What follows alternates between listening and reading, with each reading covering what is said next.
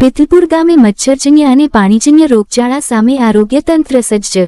ચોમાસાની ઋતુને ધ્યાનમાં રાખીને પિથલપુર ગામમાં મચ્છરજન્ય અને પાણીજન્ય રોગચાળો ન ફેલાય તે માટે પ્રાથમિક આરોગ્ય કેન્દ્ર PSC દ્વારા એક વિશેષ ઝુંબેશ હાથ ધરવામાં આવી।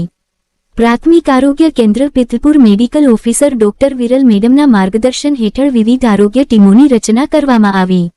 આ ટીમોએ ગામમાં ઘરે ઘરે ગૃહ મુલાકાત લઈ મેલેરિયા, ડેન્ગ્યુ, ચિકનગુનિયા જેવા જીવલેણ રોગોથી બચવા માટે IEC માહિતી અને શિક્ષણ દ્વારા જનજાગૃતિ ફેલાવી હતી।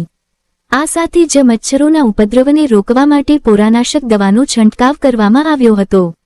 વધુમાં ચોમાસામાં દૂષિત પાણીથી થતા ઝાડા ઉલટી, કમળો, ટાઇફોઇડ જેવા રોગોને અટકાવવા માટે ગ્રામજનોને ક્લોરીન ટેબ્લેટ્સનું વિતરણ પણ કરવામાં આવ્યું હતું। આરોગ્ય તંત્રની આ આગોતરી કામગીરીને ગ્રામજનોએ બિરદાવી હતી। રિપોર્ટ કમલેશ ડાપા।